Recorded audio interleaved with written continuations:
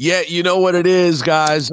This Friday night, SmackDown is back on the island, Long Island, Nassau Coliseum. And of course, you got to have the women's tag team champions in the building. And that includes, of course, one half, Naomi. How are you, Naomi? Hello, darling. How the I am hell have you wonderful. been? I've been great. I can't complain. And I'm glad I'm here because I feel like I see you in passing all the time, but we don't actually ever really get to I talk know. longer than like 2 seconds. I So know. this And is cool. this is cool. And you're one of my favorite people, and you have been for a long time. I mean, I think you're one of Thank everyone's you. favorite people in WWE, if I'm being honest. I If I was appreciate to, that. if I was to do the power rankings of beloved people, I think you're in the top five. I think you're Dang! maybe top three. I mean, we just talked about it because Big E is definitely top five. Big E has to be number one. He might be number one. I mean, he is a sweetheart of a man, and you saw the whole world saw when he had his injury a couple of months ago, just how affected everyone was because everyone loves that man so much. Exactly. But I'm That telling was like, you, you're oh right my there. God, that was heartbreaking. Yeah, what was that? What was that night like for you guys? Like for everyone there? What was that moment like? It was first of all, it's scary. I think we do what we do so much, we wrestle so much, and we always know in the back of our mind that these things could happen, and that's a risk you take every time you go out there. But you get into such a groove, and you're so fortunate to make it out of that ring safe, week in, week out, night in and night out. So to see that happen to someone that's so close to us, someone who is so strong, and it's just a reminder, of how it could be here one day and gone tomorrow. So that was pretty surreal and scary for everyone. And we all love E and worried about him.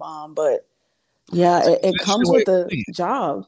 It's an interesting way of putting it, though, because you do get accustomed. You guys are so used to doing this that, like, you don't think about necessarily every minute that if one thing goes slightly wrong, like, 'cause as fans, when we watch, at least for me, I'm always so amazed by the things you guys do that even something as simple as, an over the top elimination, like at even that to me, I'm like, oh man, how do you land in a way where you don't just lose it all right then? And that's nothing. I mean, it's that simple. Like you can get tossed out and land on your ankle wrong and you're out for who knows, or you got to get, surgery on your leg, like so many little things.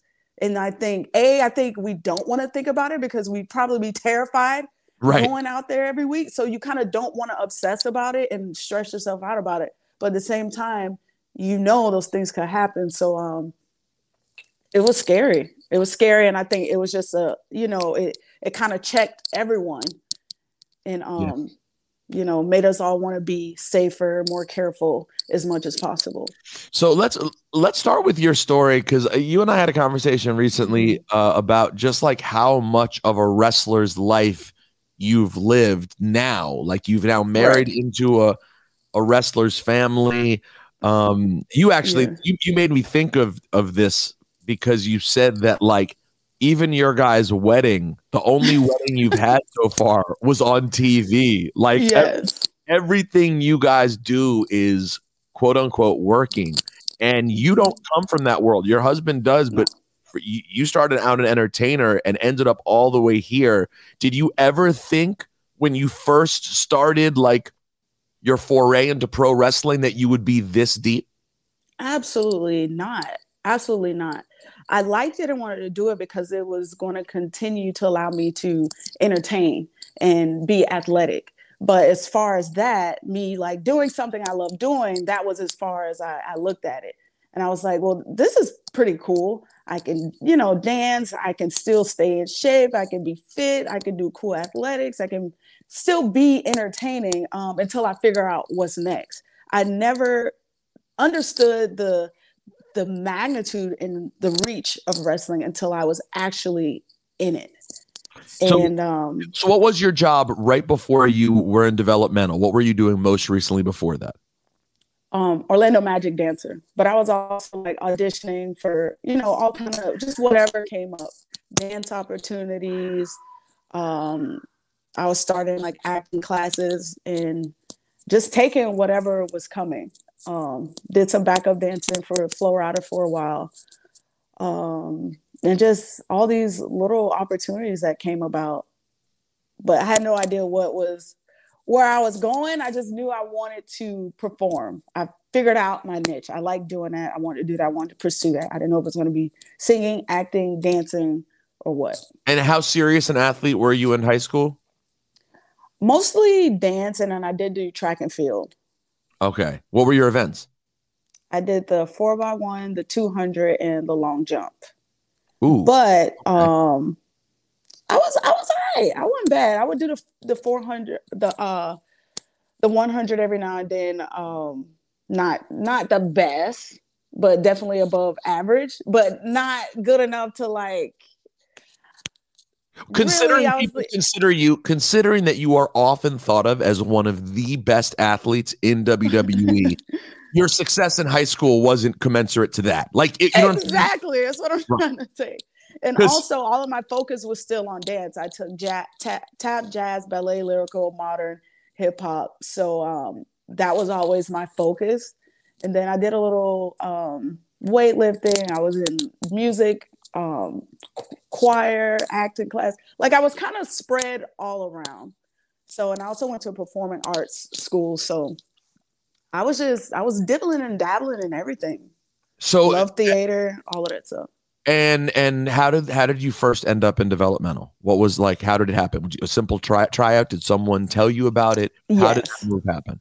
One of the Orlando Magic dancers' boyfriend worked with Ricky Santana, and he was trying to get her in it. She didn't want to do it. She told me about it. So I was like, man, I want to try.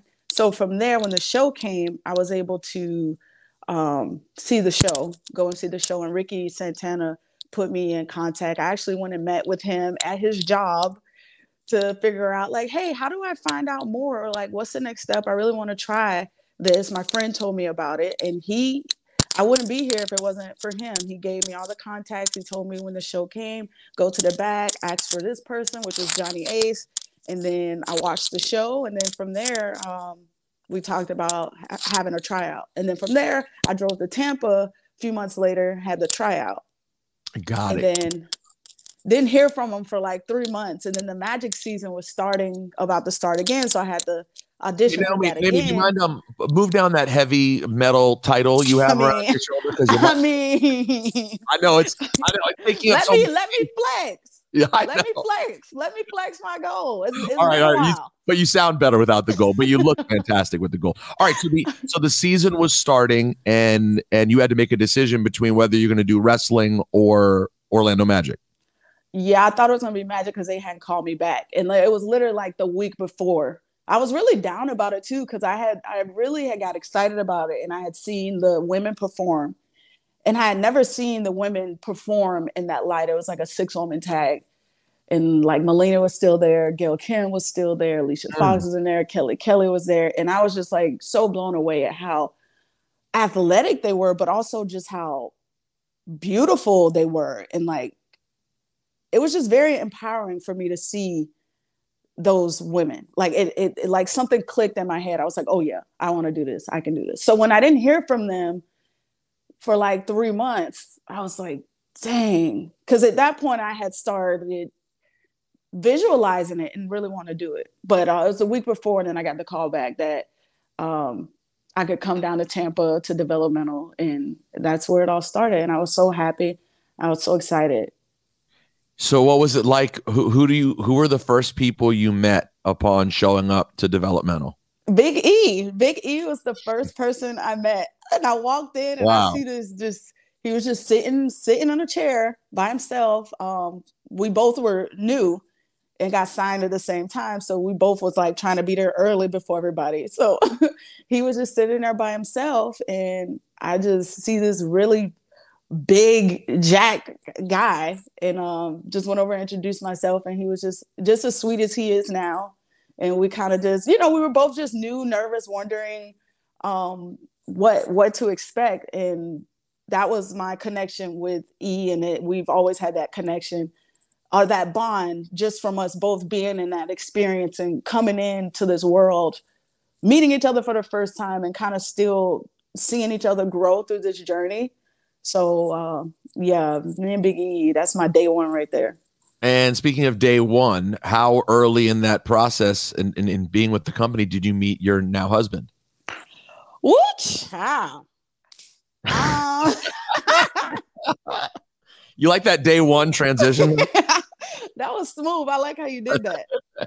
So I actually met John on my tryout. I met him on my tryout. He was already there. So I met him on my tryout, and he helped me a lot. He was just very friendly. Nothing between us was there. He was just very nice. I didn't think I would ever see him again because I didn't understand how things work. So I didn't see him for 3 months. So then when I came back and I saw him there again, he was like, "Oh, you made it." I was like, "Oh, the wow." Conversation kind of started. He was like, "Okay, so you here?" He was like, "I didn't know if I was going to see you again." So we just had a good friendship from the beginning. And we both came in not wanting to date anybody there, and was really focused on being there to do our thing. But the friendship grew into a relationship. And we both tried to fight it, but it didn't work. How long was it before you guys were fully together? Maybe like 4 or 5 months. So it was like some months of like hanging out. But as long as we've seen you on TV, you guys have been together. Oh yeah. Wow, that's a long time already. So that's 10 years already? Yeah. About 12. Wow. 12.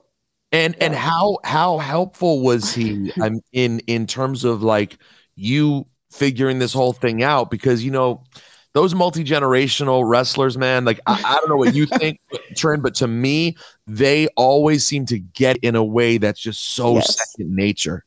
I agree with you 100%. I even still struggle, but with just certain aspects of it, and certain parts of like the performing part of it and structuring matches, but those things just come to him so naturally. And I don't know if it's because he just grew up around it. I don't know if he's watched it, but like, because even he started his wrestling career professionally, like not too much longer before I started. Mm-hmm. He worked the indies maybe a year, and then was in maybe a year or two, and then was in developmental. But to me, he was still so much more advanced.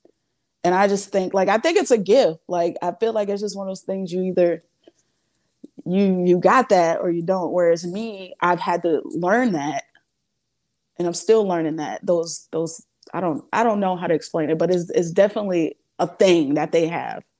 And I think he's been instrumental with helping me get to the point where I've gotten to.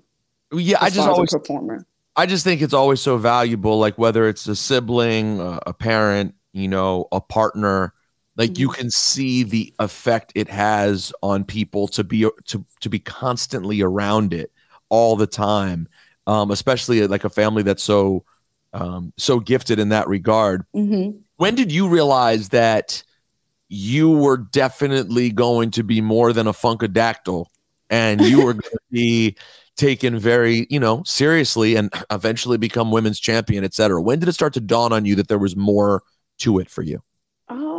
Definitely in developmental.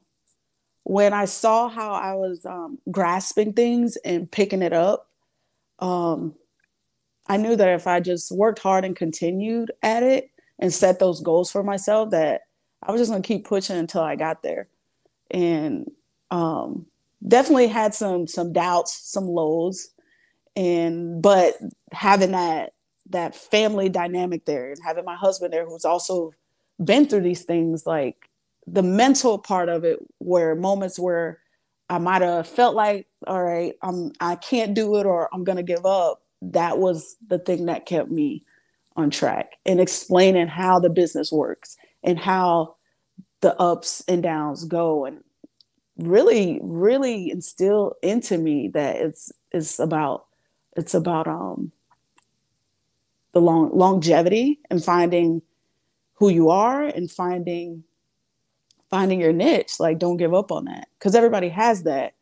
But it's just a matter of, I think, circumstance, it's timing. It's like all these different things, you know, that come into play.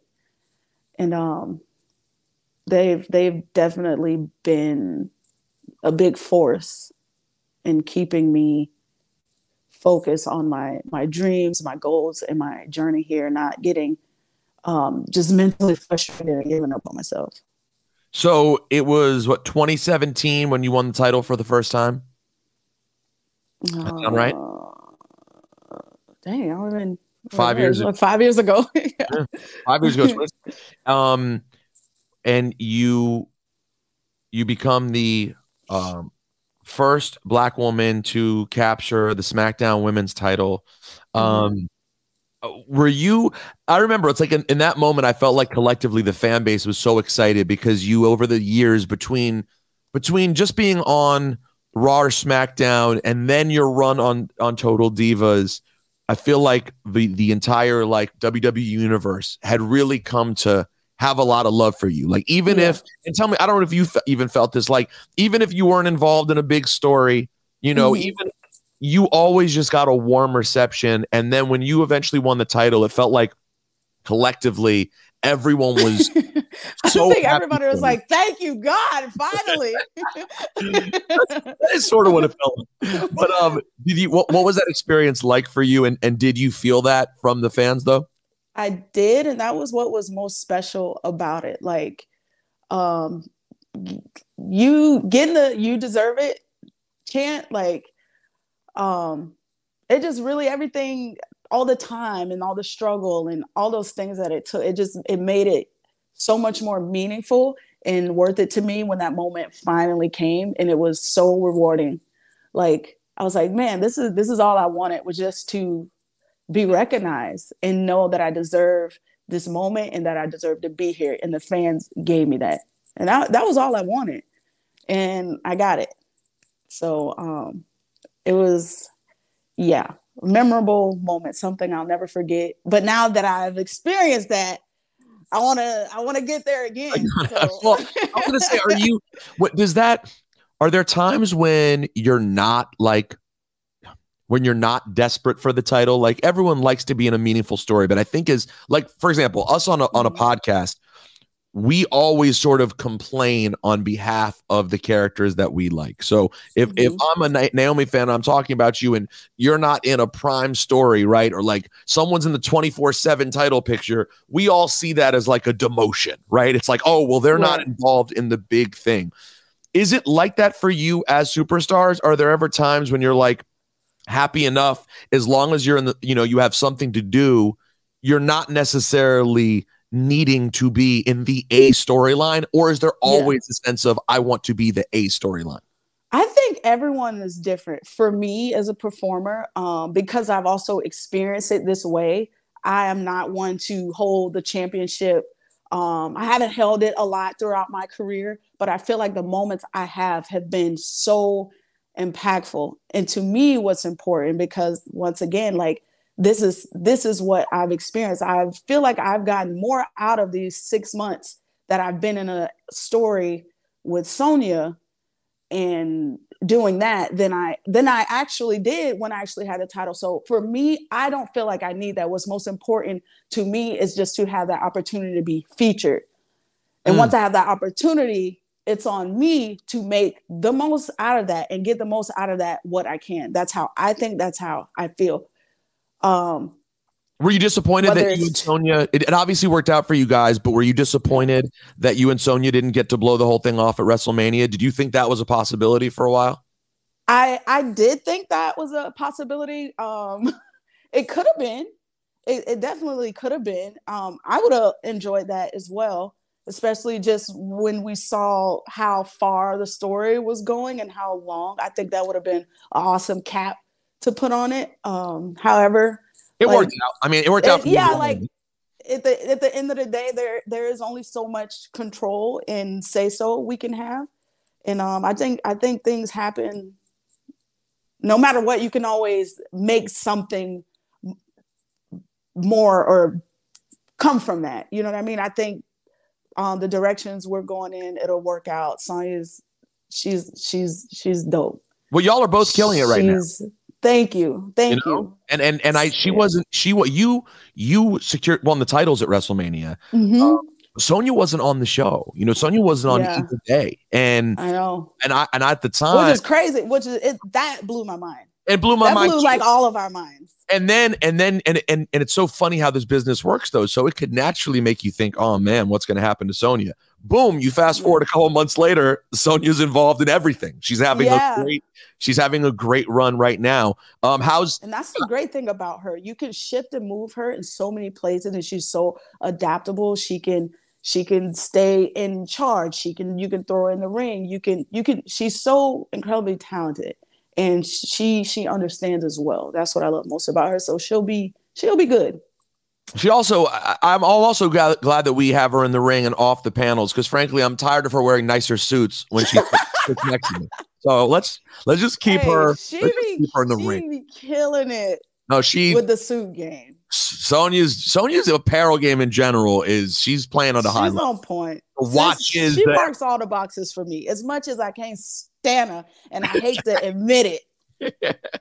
But she's pretty good. She's pretty good. Sis got it. Yeah.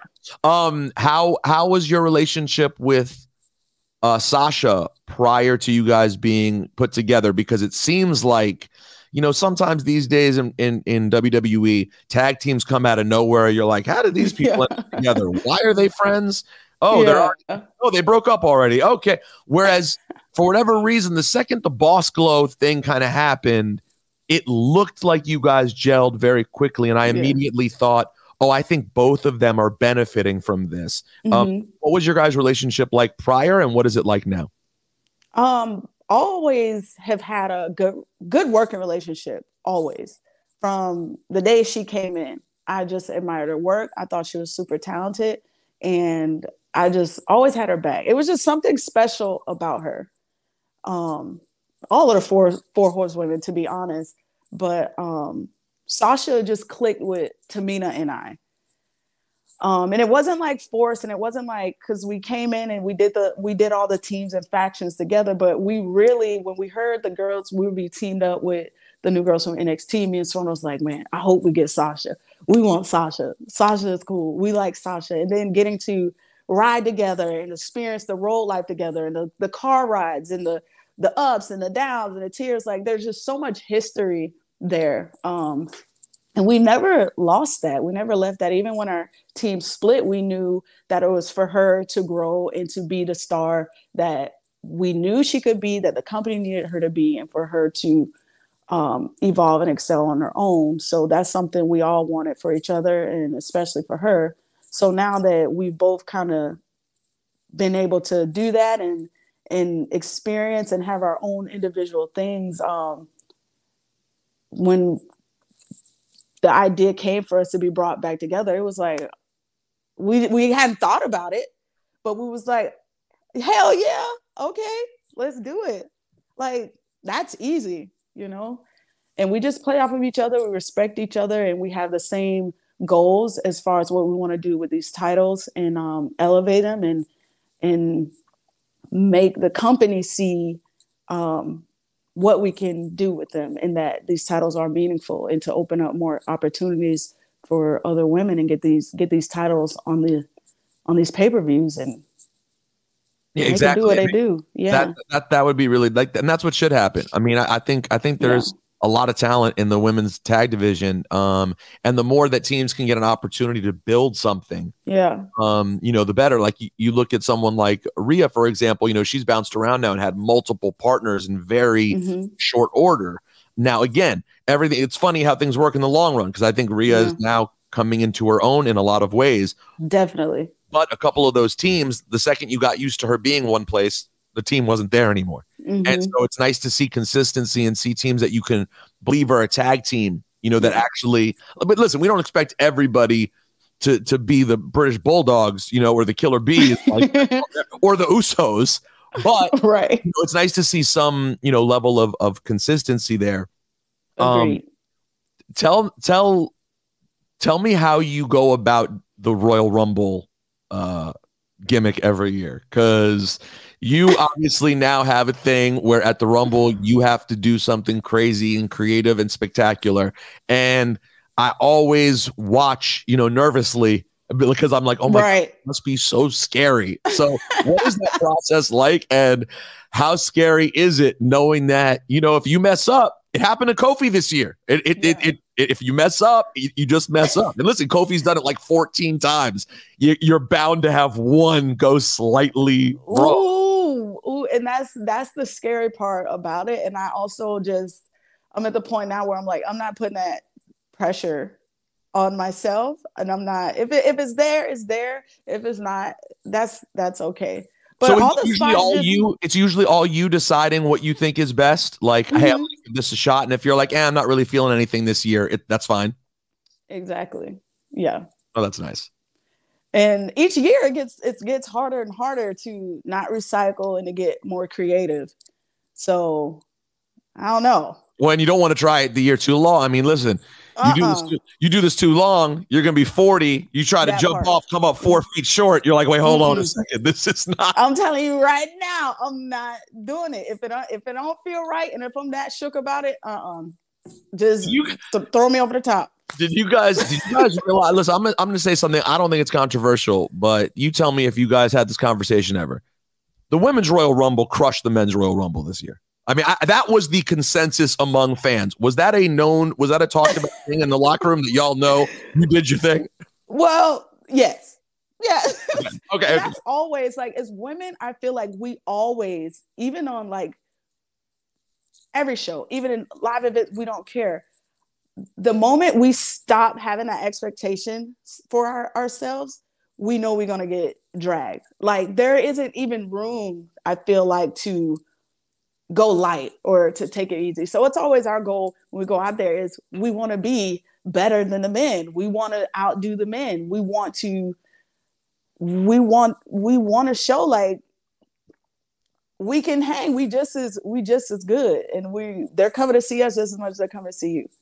And I think is in our locker room, I think we're all on the same accord, on the same page when it comes to that way of thinking. So yay! I'm glad people felt that way. A lot of people did. Now, speaking of the women's locker room, there's a lot of discussion about the women's locker room at times and complex relationships and certain people not getting along. This year at WrestleMania, I can only speak from my experience. This year at WrestleMania, the women's locker room was connected to the TV locker room. Okay, so I could hear anyone in TVL could hear you guys in the women's locker room. You were right there. Yo, I don't know if it was Saturday or Sunday, but at some point it sounded like y'all were having a full-blown party. I literally was like, man, if I wouldn't be such a creep, I'm about to crawl up and see what the hell's going on the other side of this barricade. What can you say about the women's locker room? Because it did sound like, listen, that there's a lot of camaraderie in that room. It is. We have a very healthy locker room, and it really is a sisterhood. Like, yeah, we have disagreements, but I think at the end of the day, everyone respects each other, and the disagreements are handled professionally and properly. And at the end of the day, we put whatever we got aside and go out there to have the best match. And at the end of the day, there isn't not one person in that locker room who I don't feel has my back and best interest when I go out there in the ring.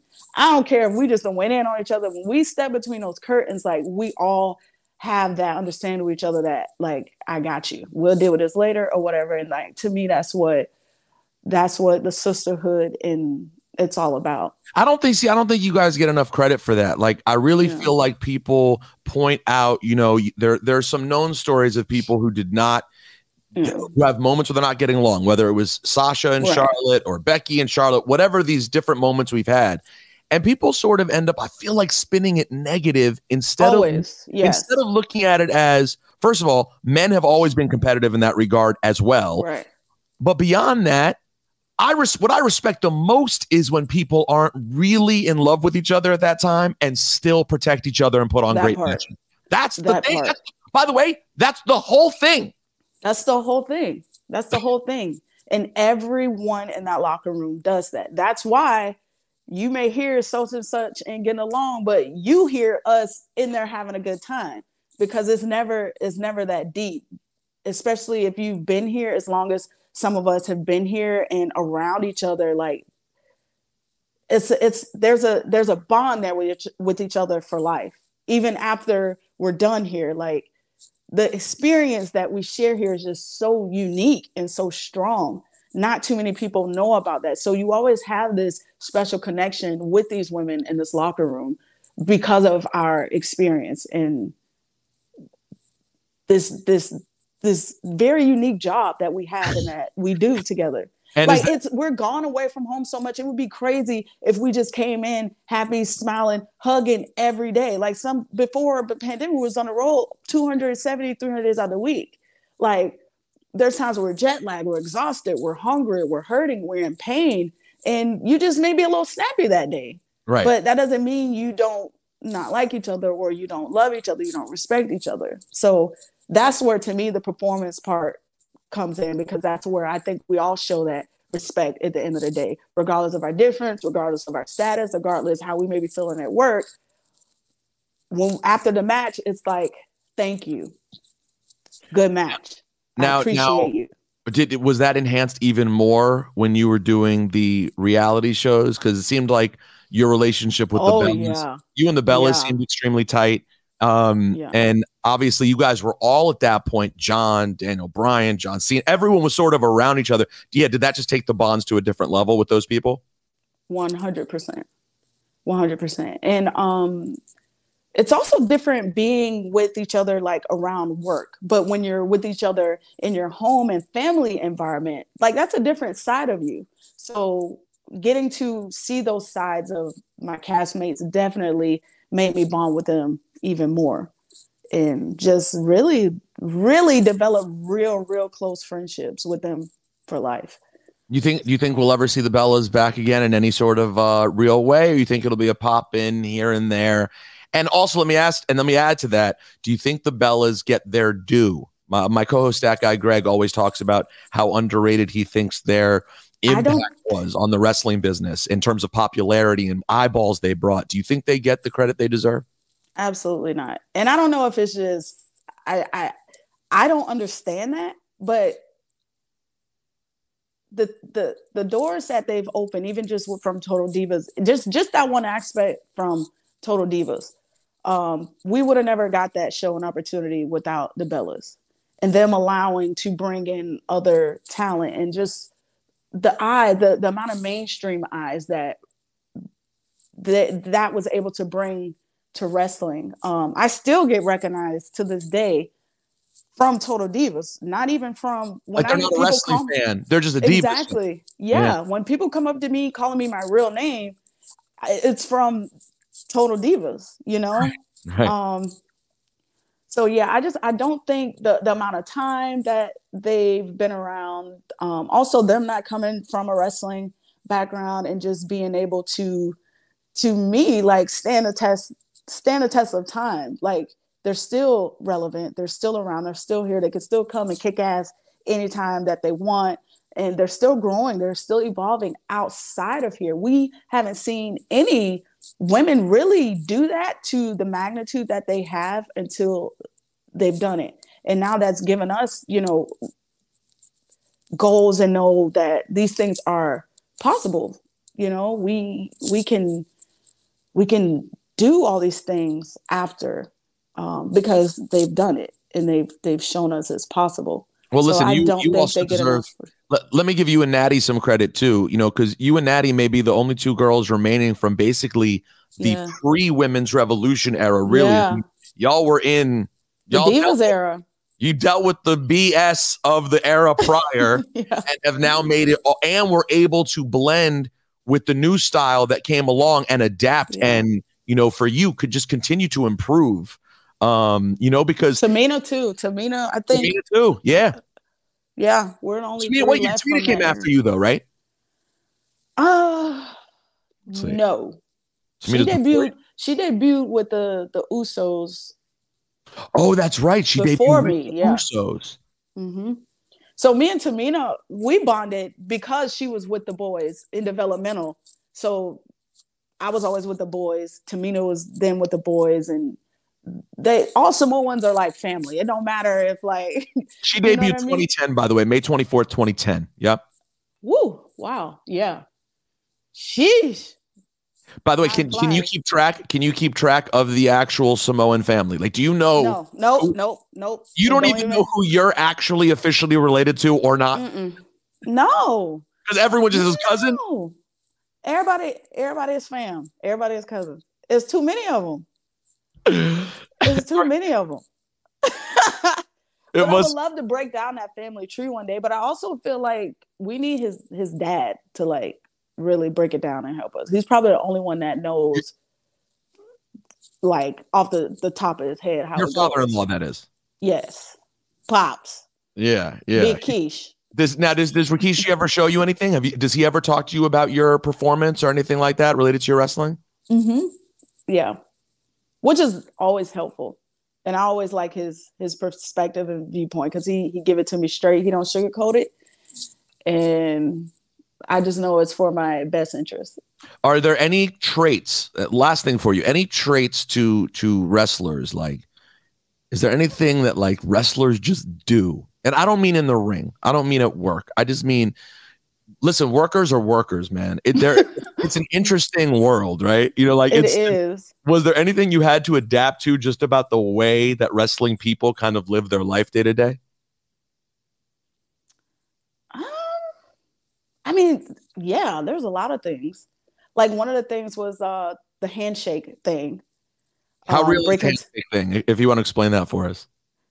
You said how real is it, and how would you describe what it is? It's very much so real. So it's just a respect thing to introduce yourself, and especially when you're new on the road or new on the roster, to make yourself acquainted with everyone. Shake hands is like a sign of respect.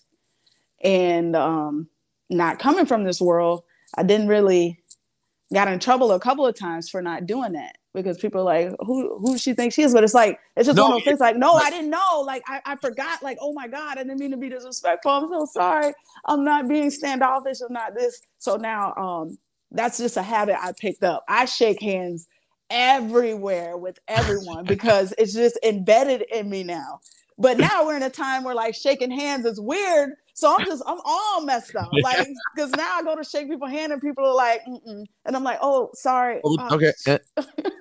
Tonight at Nassau Coliseum, Naomi will be in the building. And the last time you guys were at MSG, we all went, and Ebro's daughter Issa was there, and she immediately fell for you. Like, she had never been to a show before, and you were just the first person that caught her attention. Yay! What does it mean to you? How much does it hit you when you see the way little girls, and particularly little Black girls, are affected by seeing you on screen and in person?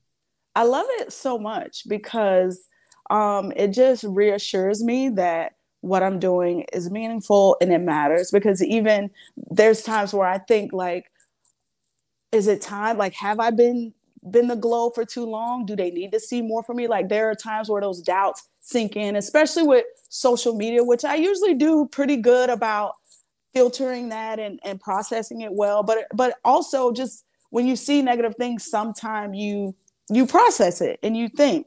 So when I get that affirmation from fans and people like that they're connecting with me and that they like what I'm doing, that lets me know that, no, I need to stay on my path, stay true to myself. And if I'm still feeling it and fans are still feeling it, then I don't need to mess with it.